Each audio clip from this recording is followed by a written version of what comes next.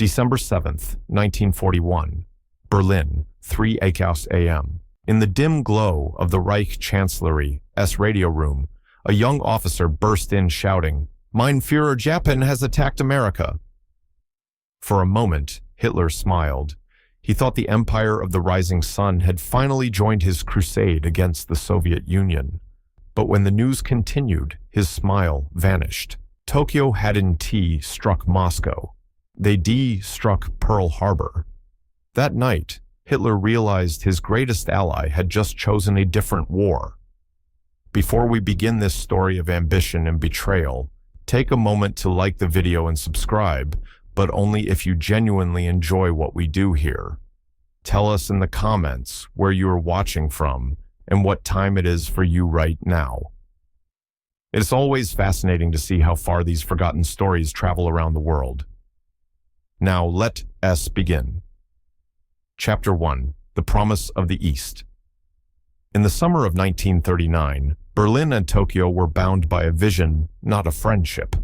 Both saw themselves as destined empires, one reborn from humiliation, the other from chaos. To Hitler, Japan was the mirror Germany needed, a nation that had defied the West, modernized through willpower, and proven its strength in war. In his speeches, he called them the Aryans of the East. But beneath the admiration was calculation. When Hitler signed the Tripartite Pact in September 1940, he believed it was more than diplomacy. It was the beginning of a two-front noose around the Soviet Union. The Wehrmacht would crush Stalin from the west, while Japan, with its armies in Manchuria, would strike from the east. Berlin imagined a perfect symmetry, two steel jaws closing on Russia's heart, the axis of iron, as Goebbels later called it, the logic of the alliance. In theory, it was unstoppable. Japan had 1 million soldiers facing Siberia, and after their stunning victories in China, Hitler assumed they would leap at the chance to destroy communism once and for all. Germany would take Moscow. Japan would take Vladivostok. The Red Army would collapse between them. Inside the Wolf's lair, maps of the Soviet Union were covered with blue and red arrows, German divisions pushing east, Japanese armies pushing west. They even drew a line across the Urals, the meeting point of the two empires. But there was one problem. Japan had already fought that war and lost. Got the secret. Japan remembered 2 years earlier, in 1939, Japanese forces clashed with the Soviets near the Mongolian border, a brutal, forgotten battle called Khalkhin Gol. It was commanded by a man named Georgy Zhukov, the same general who would later save Moscow. The Red Army had crushed Japan's elite divisions in just 2 weeks. Hundreds of Japanese tanks burned in the desert. Thousands of men were lost. Tokyo learned a lesson Berlin didn't. The Soviets were no easy prey. So when Hitler began whispering about a pincer war against Stalin, Japan's generals smiled politely and turned their attention south, to oil, to rubber, to the Pacific. The dream that was never real. By late 1940, Hitler still believed in the dream. In his mind, the Axis was a triangle of destiny: Berlin, Rome, Tokyo, 3 empires against a decaying world. He often told his staff that Japan understands what struggle means. They will strike when the moment is right. What he didn't realize was that Tokyo's moment would never be his. Japan saw Germany as useful a distraction for Britain, a hammer against the same old enemies. But their war was always their own. And while Berlin waited for the East to rise, Tokyo was already looking across another ocean entirely. Chapter 2. Barbarossa and the Silence from Tokyo, June 22nd, 1941, 03:15 a.m. Operation Barbarossa begins. 3 million German soldiers cross the Soviet frontier, the largest invasion in human history. For Hitler, it is not just a campaign, it is destiny. He tells his generals, "When we crush Bolshevism, the East will rise beside us." And in his mind, the East meant Japan. The rising sun would strike from Manchuria, cut off Soviet reinforcements, and finally fulfill the prophecy of the Tripartite Pact. But as panzers rolled towards Smolensk and Kiev, Berlin waited for a radio message that never came. The silence from Tokyo. In the Japanese embassy on the Tiergarten, diplomats listened to the invasion news through shortwave broadcasts. Tokyo's reply, when it arrived, was polite and evasive. Japan expresses understanding of Germany's struggle against communism, understanding not participation. Hitler took it as caution. He believed Japan would wait only weeks before attacking Siberia. He ordered the Foreign Office to send encouragement, and Goebbels' propaganda machine began printing leaflets showing German and Japanese soldiers shaking hands over the ruins of Moscow. But inside the Japanese Army General Staff, the mood was different. Their spies in Siberia, especially the brilliant Richard Sorge, a German journalist secretly working for Soviet intelligence, reported that Stalin had left 40 divisions guarding the Far East. More than enough to repel a Japanese offensive. The imperial staff ran the numbers. No oil, no warm water ports, no quick victory. Siberia offered nothing but ice and attrition. And so, the silence continued. Where is Japan? By September 1941, Hitler's patience was wearing thin. He told Ribbentrop in a midnight meeting, "If Japan attacks Russia now, it will save everything." Everything. Ribbentrop nodded, but he knew the truth. Tokyo was already moving its fleets south toward the Philippines, the Dutch East Indies, and the U.S. Pacific bases. When the Luftwaffe sent reconnaissance flights over Moscow, pilots reported columns of Soviet reinforcements arriving from the east. Those were the Siberian Division's troops who could move west because Japan wasn't attacking. They would later stop the Germans at the gates of Moscow. Inside the Wolf's lair, General Halder wrote in his diary, "The Führer still believes Japan will act. We, his generals, no longer do." On the first cracks.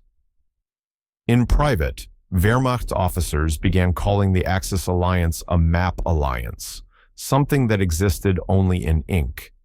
Each country fought its own war. Berlin's telegrams went unanswered. Tokyo's priorities were its islands, not Hitler's empire. But the illusion of unity had to be maintained. Propaganda films still showed cherry blossoms and iron crosses side by side. In reality, they were drifting apart like continents. By October, as snow began to fall across the Russian steppe, Hitler still spoke of Japan as the unseen hand that will strike soon. But even his inner circle noticed he'd stopped asking when. He simply said, "They will come." They wouldn't. Chapter 3, Pearl Harbor, The Wrong Enemy, December 7th, 1941, 3 a.m., Berlin. A phone rang inside the Reich Chancellery's radio room. The night operator scribbled the translation in shaking handwriting. Japan has attacked the United States. Pearl Harbor heavily damaged. When Hitler was awakened and handed the note, he smiled for the first time in weeks. He assumed Japan had finally struck, that Tokyo had attacked Russia as Pacific ports, cutting off Stalin's armies from the east. He ordered champagne. Berlin celebrated in the dark, unaware that the attack was half a world away and in the wrong direction. The moment of realization. At 6 a.m., as more reports came through, the truth spread like cold poison. The targets were not Vladivostok or Irkutsk. They were Pearl Harbor, Wake Island, Guam. Japan had declared war not on the Soviet Union, but on the United States. In one stroke, Hitler's Eastern Hammer had chosen an entirely different battlefield. Goebbels noted in his diary that morning, "The Führer is visibly shaken. He keeps saying, 'Why America?'" Inside the OKW, German High Command, officers traded glances they dared not voice aloud. The great alliance that was supposed to trap Stalin had instead handed him salvation. Yet the diplomatic earthquake. By noon, the news reached the German embassy in Tokyo. Ambassador Eugen Ott was speechless. The Japanese had given no warning. Their decision had been made in secret, even from their so-called allies. Ribbentrop summoned Japan's ambassador in Berlin that evening, demanding to know whether this attack also meant war on the USSR. The ambassador hesitated. Then carefully he said, "Japan has decided to pursue her own sphere of influence." That single phrase, "her own sphere," was diplomatic code for betrayal. The pressure builds. Despite the shock, Hitler saw opportunity in the chaos. He convinced himself that America would now be too busy in the Pacific to focus on Europe. Within hours, he ordered his aides to draft a speech declaring war on the United States. Generals pleaded with him to wait. Admiral Raeder warned, "My Führer, we have no navy to fight them. This war will be global." But Hitler had already made up his mind. He believed in destiny, not logistics. On December 11, 1941, Germany declared war on the United States 4 days after Japan's attack. It was the most disastrous political decision of the war. The Soviets breathe again. In Moscow, Stalin listened to the news with disbelief, then laughter. His intelligence officers confirmed what he had hoped for. Japan would not attack the Soviet Union. Within days, he redeployed the Siberian divisions that had waited all year for a Japanese offensive that never came. Those troops, fresh, winter-trained, and furious, arrived outside Moscow in time to halt the German advance. As Soviet counterattacks thundered across the frozen front, a single line appeared in Hitler's war diary: "Japan has chosen the wrong enemy." The alliance that was never real. Behind the propaganda posters and speeches, the Axis would now fractured beyond repair. Each nation fought for itself. Berlin, Rome, and Tokyo shared slogans, but not strategy, not intelligence, not trust. What began as a world alliance was now 3 isolated wars, tied together by delusion. And for Hitler, the realization came too late. His greatest ally had just saved his greatest enemy. Chapter 4, The Betrayal No One Could Admit, December 12, 1941, Berlin. The smell of tobacco and fear hung heavy in the Reich Chancellery. Hitler stood before his generals, a trembling hand on the map of the world. Behind him, Goebbels scribbled notes for tomorrow's radio speech, the speech that would explain why Germany had just declared war on the United States. But there was something no one dared say aloud. Japan's attack had ruined everything. The great axis of destiny was now a fiction. The empire that was supposed to strike Russia had struck Hawaii, and the war that was supposed to end in Moscow was now stretching toward the Pacific. Still, Hitler could not admit betrayal, not to the world and not to himself. The new narrative Goebbels' propaganda ministry worked overnight. By morning, newspapers across Germany carried triumphant headlines: "Japan smashes America, the Axis will win everywhere." Posters showed Hitler and Emperor Hirohito side by side, under slogans like "Two worlds, one mission." The message was clear. The Axis was united, unstoppable, and inevitable. But inside the Wehrmacht, officers were less convinced. They knew Japan's armies were moving south, not north toward oil, not ideology. General Jodl wrote privately, "The Japanese alliance exists only on the radio." And yet, the illusion had to continue. For Hitler, alliances were not built on loyalty, they were built on necessity, and necessity could not show weakness. The Tokyo illusion. When Japan's ambassador returned to Berlin, he was greeted with flowers and cameras. The Reich broadcasted the meeting worldwide. Handshakes, smiles, translations of empty promises. Behind closed doors, though, the conversations were colder. Hitler demanded to know if Japan would attack the Soviet Union now that America was in the war. The ambassador bowed and said nothing. Goebbels later recorded in his diary, "The Führer paces like a caged animal. He says Japan is acting incomprehensibly, yet he insists their courage will awaken soon. None of us believe it. The chain of delusion. From that day forward, the Axis alliance existed only in speeches. Berlin sent intelligence briefings to Tokyo. Tokyo never replied. German U-boats received orders to coordinate with Japanese submarines they never met. Even Hitler's analysts noted that Japanese codes referred to Germany as a distant partner. But Hitler's ego would not allow the truth. He convinced himself that the Japanese assault on America would somehow distract Roosevelt from Europe, giving Germany time to recover in the East. It was the logic of a gambler, the same kind that had lost him Stalingrad and would soon cost him the war itself. The first admission, by 1943, as Allied convoys landed in North Africa and American bombers reached the Ruhr, the dream of global Axis cooperation was dead.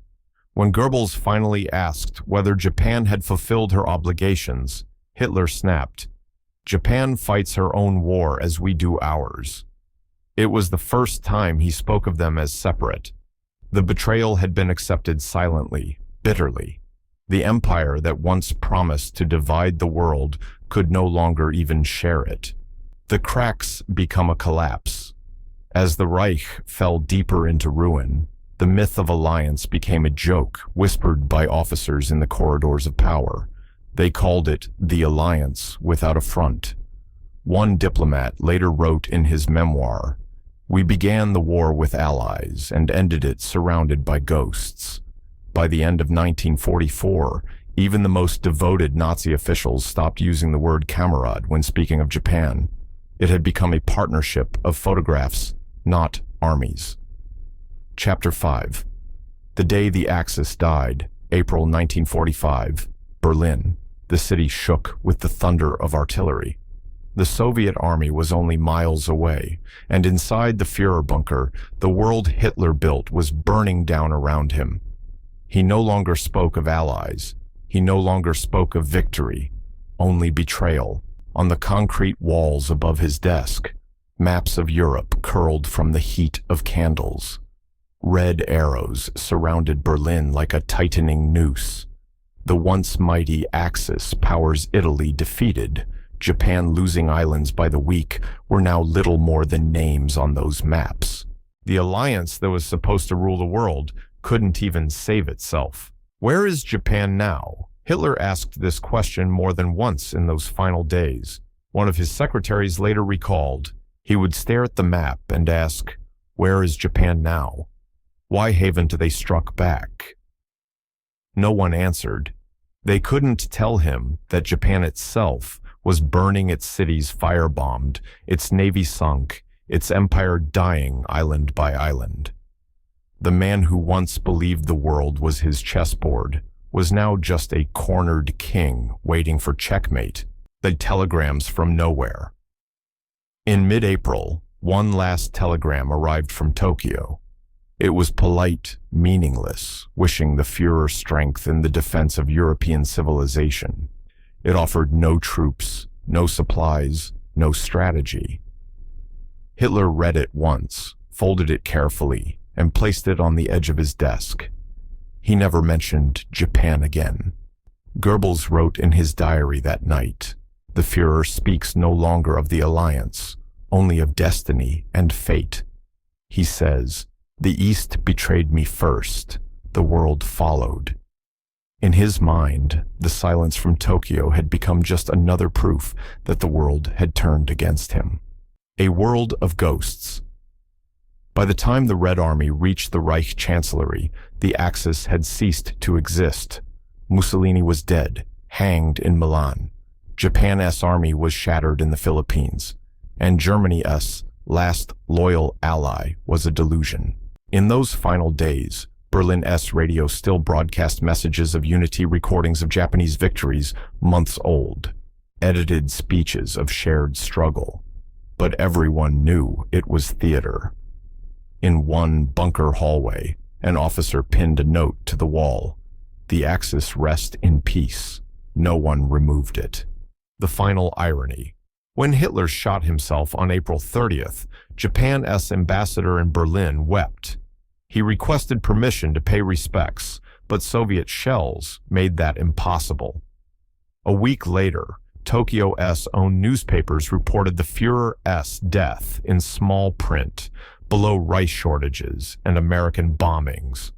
That was how the alliance ended, not with ceremony or mourning, but with exhaustion and silence. After the war, Allied prosecutors asked German officials what the Axis alliance had truly meant. Most gave the same answer: we were partners in name only. The Tripartite Pact, once hailed as a new world order, had been nothing more than paper and arrogance. 3 empires chasing 3 different dreams until all of them collapsed into the same nightmare. For Hitler, Japan was never the enemy. But in the end, Japan's silence was the loudest answer he ever received. Epilogue. The lesson of the lost alliance. When the guns finally fell silent in 1945, the world stood among ruins not just of cities, but of promises. The Axis that once claimed it would reshape the planet had instead torn itself apart from the inside. Its collapse wasn't only military, it was moral, ideological, and deeply human. Germany had sought loyalty through fear. Italy had sought glory through illusion. Japan had sought empire through opportunity. And in the end, each found isolation, a war without trust. Historians often describe the Axis as a military coalition, but it was never truly that. It was a collection of dictatorships, each obsessed with its own destiny, each too proud to share control and too paranoid to share truth. There was no joint command, no shared intelligence, no genuine strategy, just agreements written in ink and sustained by ego. When Germany invaded the Soviet Union, Japan stayed silent.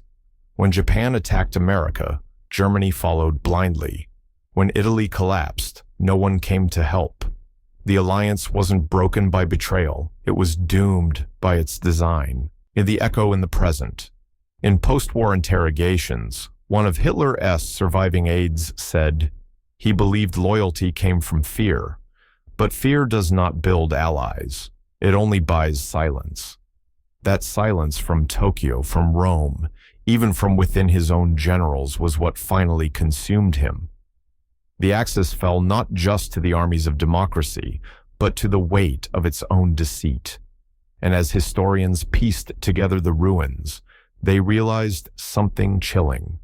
The world's deadliest alliance had never truly existed at all.